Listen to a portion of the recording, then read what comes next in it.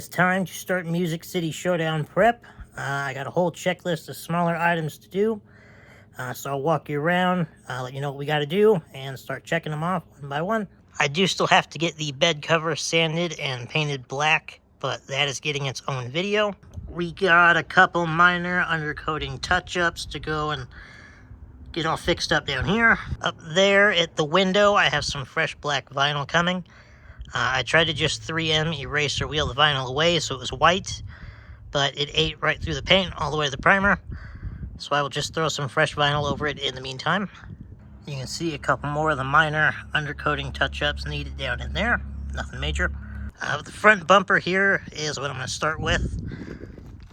All of those are rock chips pretty much, aside from that one bug.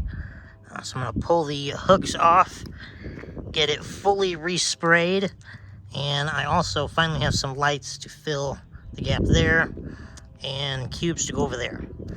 So we're going to get this nice and resprayed before we get all that installed.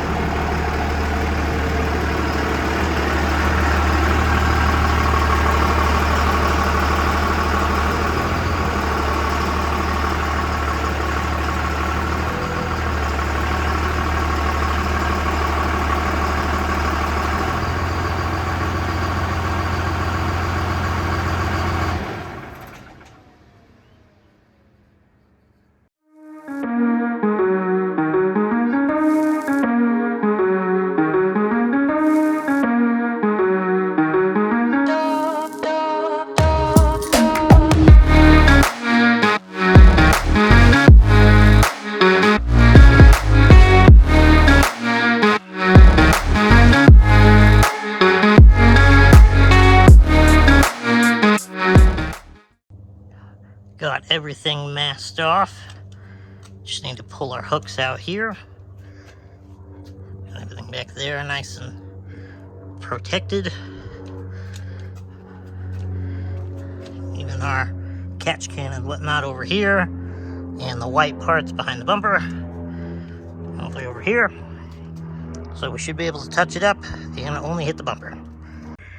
There's a couple cracks, crevices, and corners I'm going to hit here with this rust reformer before we go after it with the bed liner again.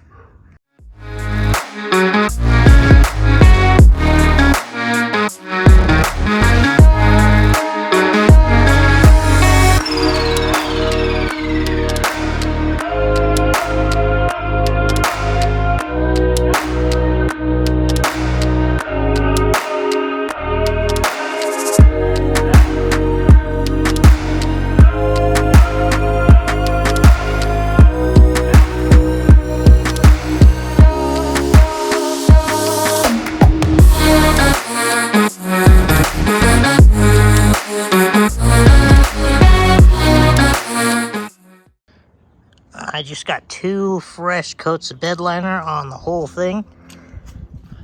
It's looking much better. So I'm going to go inside for a bit, give this some time to dry. And then I'm probably going to go ahead and throw a good 3rd coat on it, even though it doesn't really need it.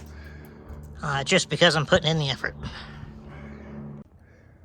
When I came back out to see how things were going, and setting up, I noticed the can was getting a little bit light, so I just went ahead and finished it off and gave it a really generous 3rd coat. So it is really looking brand new again. I'll go ahead and let this dry up, and then I will put the hooks back on, fully untape it, wait for the lights to get here, and then I will move on to some of the other undercoating. I think I'm going to split the rear end and the front up separately. Put the rear end up on jacks, take the wheels off, power wash it up real nice, and then get it nice and sprayed up the next day. Get the wheels back on, and then repeat the process with the front axle.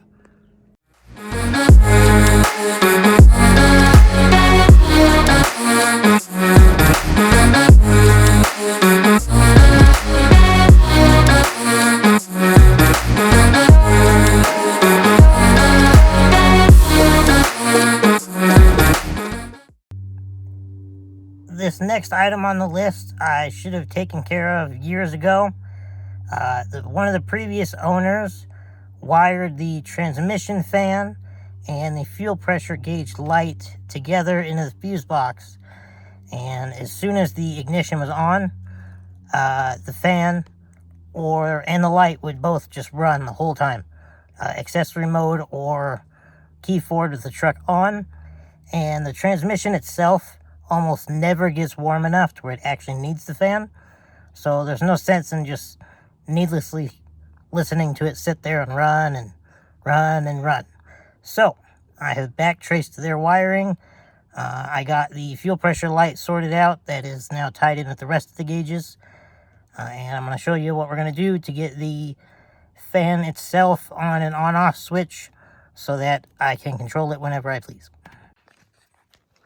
Alright, keys in ignition here, and you'll hear the fan kick on as soon as I turn it for power.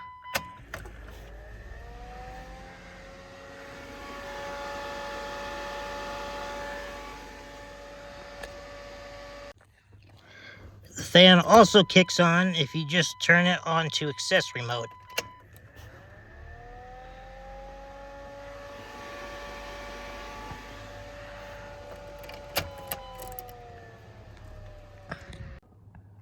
Now, besides the fact that it's just completely useless for the fan to sit there and run the whole time and wear itself out when the trans doesn't need it, anytime someone wants to hear the radio or see the Starlight headliner, we either have to sit there and listen to the fan the whole time, or I have to pull the power wire out of the fuse panel over here so it doesn't run.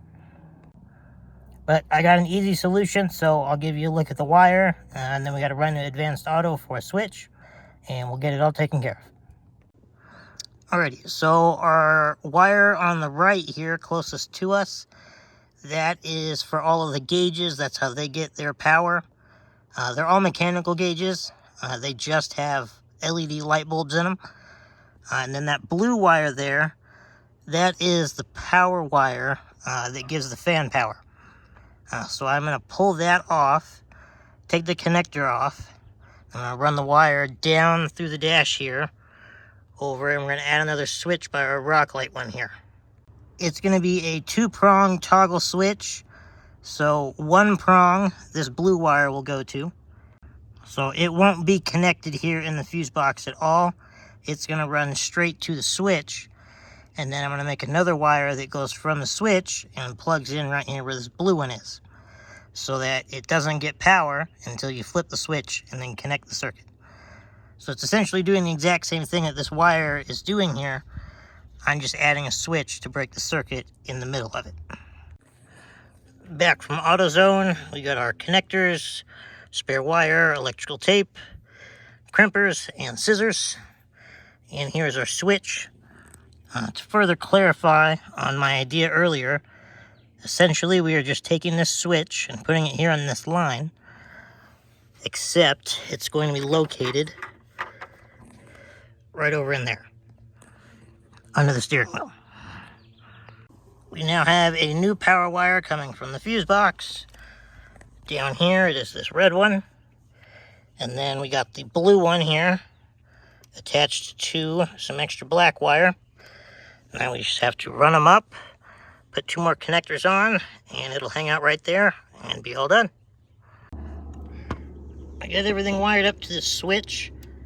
It's really hard to get those connectors onto that prong, but I will work with it some more before I finalize it. We're going to go ahead and turn the key on here and see if it works. Oh, that's a good sign. Hopefully our switch here is just in the off position.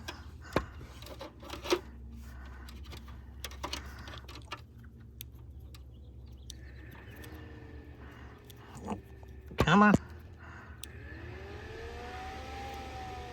Oh, I see the issue. That's why this switch had a different part number. So it works, but this is only a momentary switch.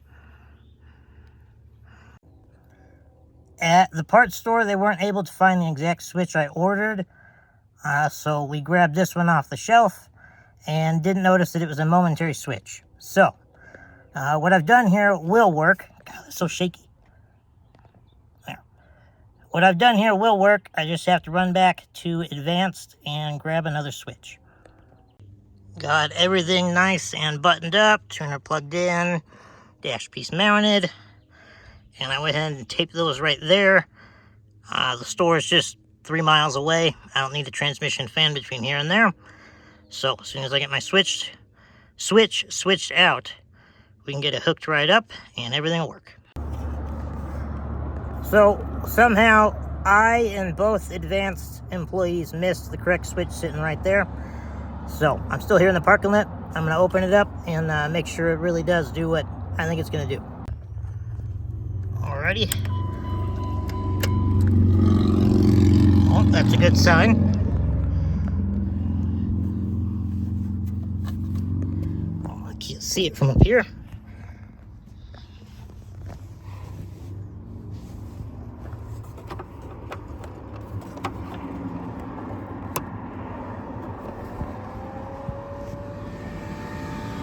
And there you go. Now our transmission fan is on. And it will just kind of hang out there like so. That's one more thing checked off the list. Now on to the next. Next item on the agenda is new vinyl right there between our windows. I already got this side done because I filmed it for TikTok. A good while back, well over a year ago now, I took a 3M eraser wheel and tried to get rid of that vinyl because I think it would look better just the paint color, but it completely ate through the vinyl, paint, and to the primer on the driver's side. So just replacing the vinyl is my best option until the entire truck gets painted. Even though this passenger side is still intact, it's very faded and ugly. You can't really tell on camera. But since we did the driver's side, we are going to go ahead and do this side.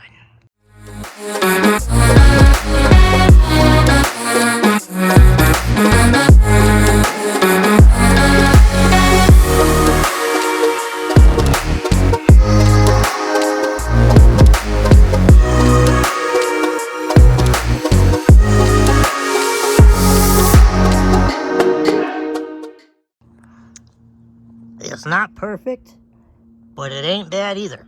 Side number 2 is done, and on to the next task. But now that's done, so we just got to get the cubes mounted on the side. There's 2 of them. They got their studs there at the top, and they go on those tabs right there to fill in that gap. So I got 2 of the cubes mounted up. These cubes actually go with this light bar. And they're also supposed to be RGB, just like that light bar. However, I am noticing only a power and ground. So, I'm thinking that these are actually just white, which is a bummer because that's not what I ordered. And they're like stupid close to the side of the bumper here because of where the guy put the tabs. But they're on. I think it'll work. The other side over here is not quite as tight, but it's still close. So, headed off to dinner, and then I will come back and get the other 2 done. These 2 are white and amber, and then the amber flashes like on a work truck. So, they're as bright and hey look at me as I could get them. It is a couple days in the future, and I have an update on the bumper lighting. We got the main center light bar hooked up, powered it on. The bright white function is all good, but then when I put it onto the color changing mode, we found that 2 of the LEDs are completely dark, and one of them is just a different color than everything else the whole time. So I then contacted the seller, and their response after a couple day delay they want to do a $15 partial refund, which does me a whole lot of nothing, because then I still have a broken light bar, and $15 doesn't do me any good towards getting a new one. So I politely reiterated that back into a message, and I am now waiting for a reply again.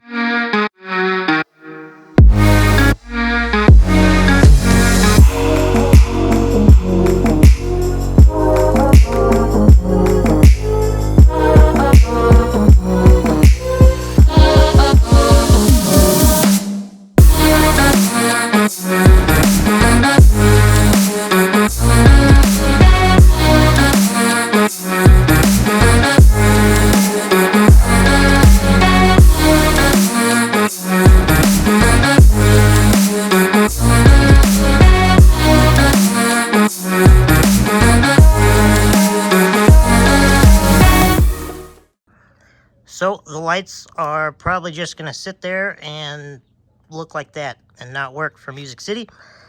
But whatever, I guess it's better than just having open holes. But now, as you can see from the last time lapse, got it nice and cleaned off up on jack stands. So now I'm going to come in here, pull the sway bar links off, tape off our stabilizer all the way over there, tape off the control arms, the little brake fitting there. I'm going to pull off that nice silver bracket. I'm going to tape that up. Cover up all the rock lights, of course, and anything else I find under there that needs it. And we're going to get to painting.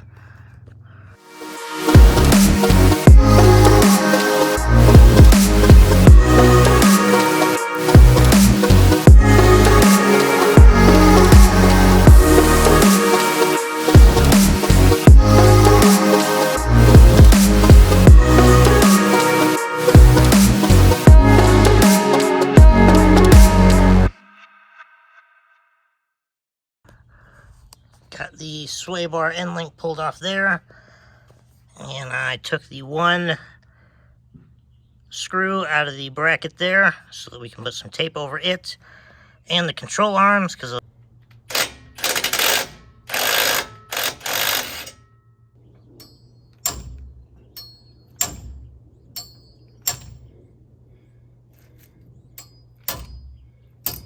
I thought that was recording in time lapse the whole time.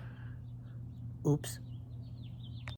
But we got the sway bar end link and brake bracket pulled off over here. Now we're going to get to taping off fittings, brakes, the shock down there, and rock lights. So in Lafayette, Louisville, they're all Boulder County. It's all expensive. So I gotta get that. I went out and took pictures and video and all that. It's just in the drywall. It's framed and it's got the outside green on it. And they're fixing to do the drywall inside, so, but it's been on the market for a week. It won't last very long, so they're gonna have to. I have spared you guys quite a bit of time lapses, and I got it all taped up and ready to go. So I'll give you a quick rundown of that. I'll show you what this corner started out like. So we got a good before and after. As you saw, took the sway bar end link off. We undid our bracket there and taped it up. We got our main control arms taped. We got the brake bleed fitting taped. And of course, the brake rotor. Oh, I just noticed I forgot that one spot. I will have to throw tape in there. But otherwise, you can see down there, problem area, gross. All up here, gross. All in there, down there. I mean, it's not terrible. I've had several people question, they're like, why are you even going through all this effort to make it look better? But it's gonna look brand new after this. Head over to this side. I already went at a couple of the corners with some rust reformer. You can see, even with just the rust reformer, we're already looking a whole lot better all on these joint areas. Also got the stabilizer taped off. All up in here. That's just night and day better down there already, and we haven't even hit it with the bed liner. That whole bolt back there, that was orange and gross. Hit back here. We got all of our cans. A little tip, if you set them out in the sun to let them warm up, it builds up pressure inside and then they spray nicer. We run around the front here. Taped our studs off, of course. All on the underside of these leaf packs and between them would gather orange, disgusting dust. And this zip tie here, that is going away when these get replaced with Carly suspension. But right there, behind that bracket, it is cracked. So this big fat zip tie keeps it from clanking around all annoying like. And then down here, that was a big problem area. The coil buckets, or not coil buckets, U-bolt shackle bucket things. They would get all sorts of orange crap and stuff built up at the bottom there. That's all nice and taken care of. I haven't sprayed this coil bucket back here, but you can see that's a little gross. We should have that nice and cleaned up after this. Hopefully the rust reformer keeps it away for good. I just went ahead and got this whole front driver corner, the last one, sprayed with the rust reformer, and it is already looking so much better.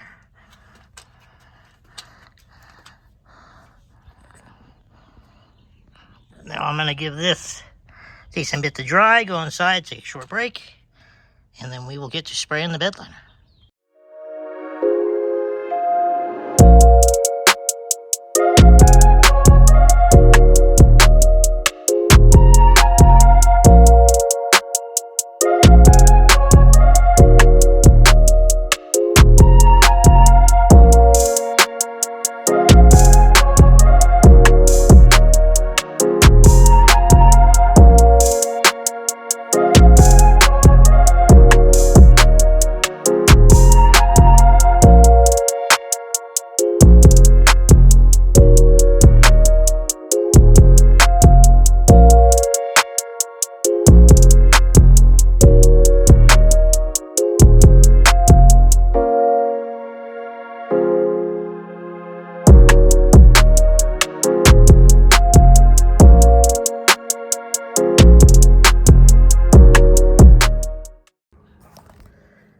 My phone overheated, so that's where the painting footage stops.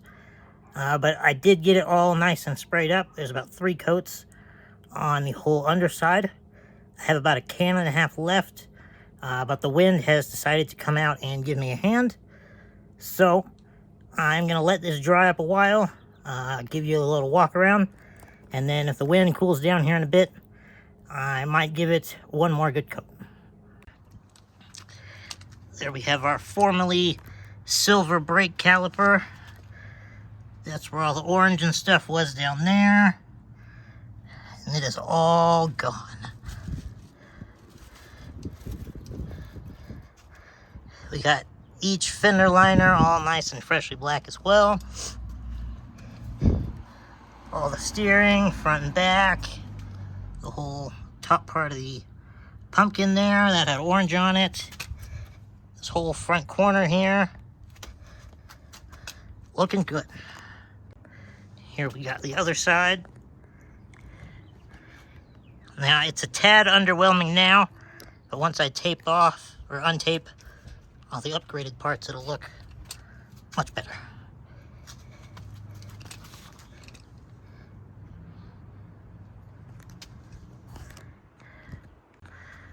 Here we are at the back. And it is looking just as good.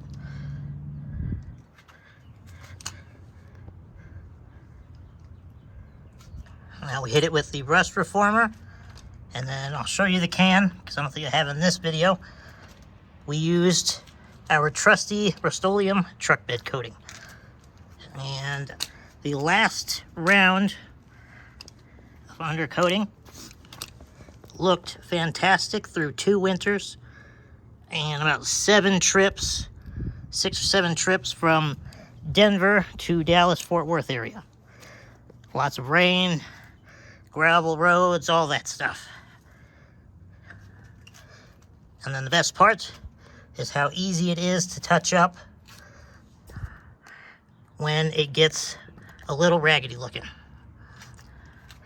But we will let this dry up, come back and check on it in a bit, and see if we're going to add some more.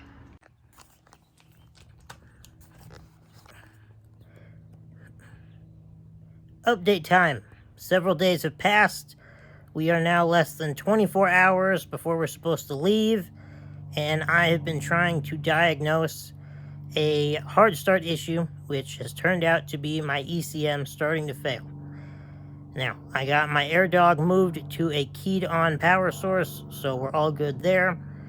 But now I just have to decide if I'm going to risk driving all the way from Denver to Nashville with a failing ECM. So I'm sitting here tightening up my last hubcap. Just the last little finishing touches before we head out. Because we have pretty much decided that we're going to go and take the risk. We got enough people looking for an ECM all between here and there. So worst case scenario, we end up on the side of the road a little bit, maybe. Or we'll probably stuck at a gas station or something. If it were to happen, because you got to shut the truck off for that to become an issue. It's not just going to happen driving down the road or anything. But either way, someone's got us covered between here and there. So I'm going to get packed up, edit this video, and off to Nashville we go.